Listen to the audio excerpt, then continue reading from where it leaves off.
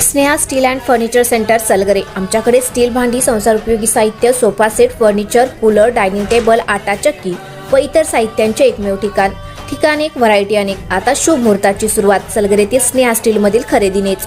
वाजवी दर, सजवा फर्निचरने तुमचे घर। सर्व साहित्यावर बजाज फायनान्सची खास सोय उपलब्ध।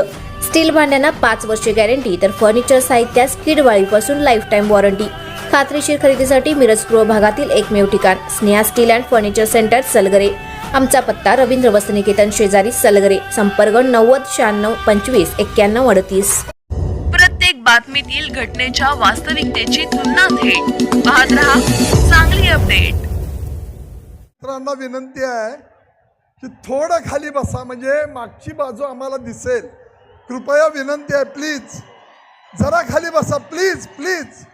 मागं माणसं आहेत, बाबांना योगीजींना बघायला आलेले आहेत, ऐकायला आलेत। प्लीज, मीडिया महत्वाचा आहे, पण लोकांना बघू द्या। एवढ्या उन्हातानाचं लोक या ठिकाणी आलेत। अच्छा, थोडं खाली बसा प्लीज, खाली बसा। अच्छा, या प्रचार सभेच्या निमित्तानं या ठिकाणी उपस्थित असलेले, ज्यांनी देशातच नव्हे पण साऱ्या जगाचं लक्ष वेधलं असे उत्तर प्रदेशचे मुख्यमंत्री योगी आदित्यनाथजी, ज्या मोदी साहेबांच्या संकल्पनेतून त्यांनी प्रभू रामचंद्राच्या मंदिराची उभारणी केली। आपल्या मोदी साहेबांनी, योगी आदित्यनाथजी यांनी या मंदिरात 500-600 वर्ष तंबूमध्ये असणारे आपले रामलल्ला या ठिकाणी मोठ्या मंदिर स्थापन करून, आणि तेही मंदिराला सगळ्या देशातल्या लोकांची यथाशक्ती पैसे घेऊन ते मंदिर उभा केलं। कुठल्याही सरकारी खर्चाचा 1 रुपया त्यामध्ये खर्च केलेला नाही। असे आपले या ठिकाणी आपणाला सगळ्यांना पाहायला मिळणारे, ऐकायला मिळणारे योगी आदित्यनाथजी, महाराष्ट्र प्रदेश भारतीय जनता पार्टीचे अध्यक्ष आमचे नेते बावनकुळे साहेब, एक मंत्रिमंडळातील मंत्री गुलाबराव पाटील साहेब, आपले पालकमंत्री सुरेश भाऊ खाडे, सगळे सुधीर दादा आमदार, पृथ्वीराज बाबा माजी आमदार, आपले गोपीचंद पडळकर शेठ, आणि भारतीय जनता पार्टीचे सगळे मातब्बर नेते, माझे सहकारी, आणि व्यासपीठावर उपस्थित असलेले बाबांना भेटायला आलेले काही महंत, मी आपणाला विनंती करतो की उद्याच्या 7 तारखेला जे मतदान होणार आहे, अतिशय उन्हाळा कडक आहे, टेम्परेचर खूप आहे, पण माझी आपल्याला विनंती आहे, ही निवडणूक देशाची निवडणूक आहे।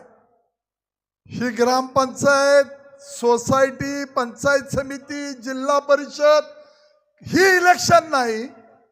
या इलेक्शनच्या माध्यमातून या देशाची प्रगती आणखी करायची भूमिका, म्हणजे देश हिताला महत्त्व देऊन या ठिकाणी ही निवडणूक होते। आदरणीय मोदी साहेब 10 वर्षामध्ये जी अर्थव्यवस्था आपली 11व्या स्थानावर होती ती 5व्या स्थानावर आणली। उद्याच्या 2 वर्षामध्ये ती 3ऱ्या क्रमांकावर येणार आहे, आणि त्याचा प्रचंड फायदा हा भारत देश महासत्ता झाल्याशिवाय राहणार नाही। ही बंधू भगिनींनो, मी तुम्हाला खऱ्या अर्थानं विनंती करणार आहे। मला या ठिकाणी निवडणुकीच्या निमित्तानं थोडकेसे आपलं बोललं पाहिजे की तो उमेदवार 2 उभा राहिलेले आहेत। एक महाविकास आघाडीच्या माध्यमातून असलेले उमेदवार पैलवान चंद्रहार पाटील, आणि दुसरे अपक्ष उमेदवार विशाल पाटील, ज्यांना आयुष्यभर घरात खुशाली केली,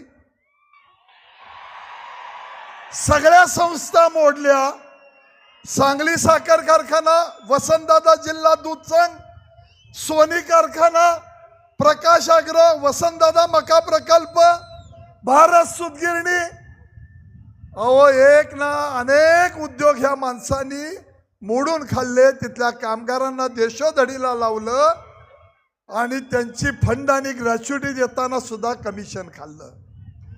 आज ते बाळ जरा आपल्याला वेगळ्या पद्धतीनं पुढे यायला लागले. आमच्या घरावर अन्याय झालाय. अरे बाबा, तुझ्या घरामध्ये 12 वेळा खासदारकी होती, तुझे आजोबा 4 वेळा राज्याचे मुख्यमंत्री होते. काय ह्या जिल्ह्यासाठी योगदान झालं तुम्ही पुढच्या पिढीनी, हे हिशोब द्यायला पाहिजे. आणि आमच्यावर अन्याय झाला. सगळ्या दुष्काळी पट्ट्यामधल्या खानापूर, आटपाडी, कवठेमंकाळ, जत, तासगावचा पूर्व भाग, मिरजचा पूर्व भाग, हा सगळा पाण्याविना वंचित होता. या लोकांच्या पिढ्यानपिढ्या दुष्काळाच्या खाईमध्ये गेल्या. 2-2, 3-3 डुया पाणी मागत राहिले. यांना पाणी आणता आलं नाही. ही निकम्मी माणसं होती. परमेश्वराच्या कृपेनं आणि तुमच्या आशीर्वादानं मला 2014 साली या जिल्ह्याचा खासदार म्हणून काम करण्याची संधी मिळाली. ताकारी म्हैसाळ योजनेसाठी आपले प्रधानमंत्री मोदी साहेबांनी त्यांच्या प्रधानमंत्री कृषी सिंचाई योजनेमधून 2100 कोटी रुपये या ठिकाणी दिले आणि म्हैसाळ पूर्णत्वाला नेली. टेंबू योजनेला गडकरी साहेब त्यावेळी त्या खात्याचा थोडे दिवस त्यांच्याकडे कार्यकाळ होता.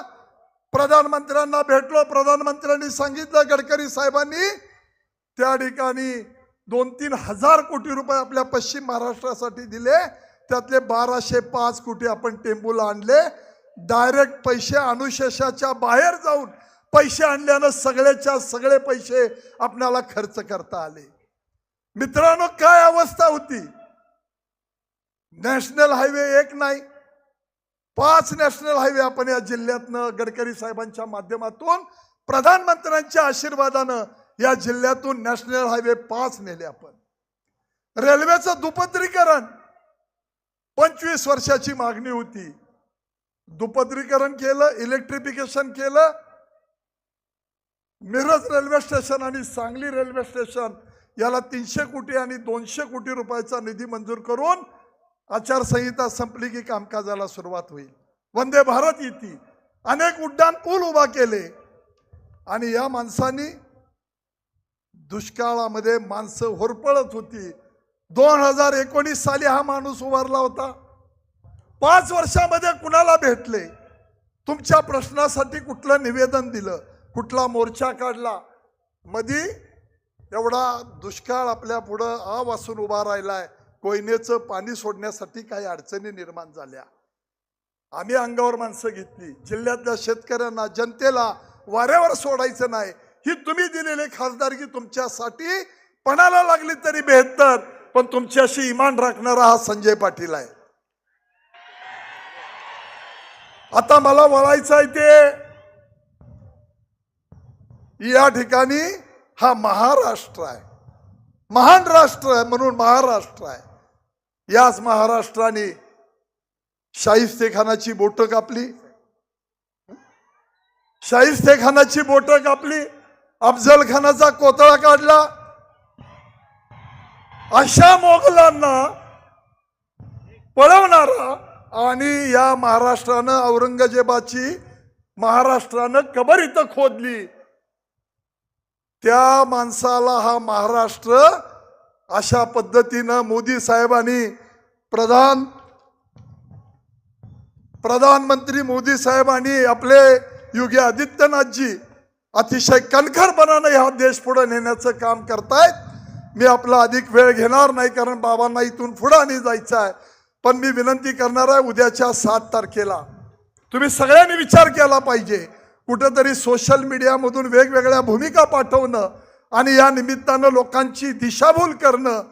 मी केलेल्या 10 वर्षातल्या आणलेल्या विकास निधीचा आणि त्यांच्या घरात 35 वर्ष असलेली सत्ता याचा हिशोब केला तर माझ्या 5% पैसे यांना विकास निधीसाठी आणता आले नाही.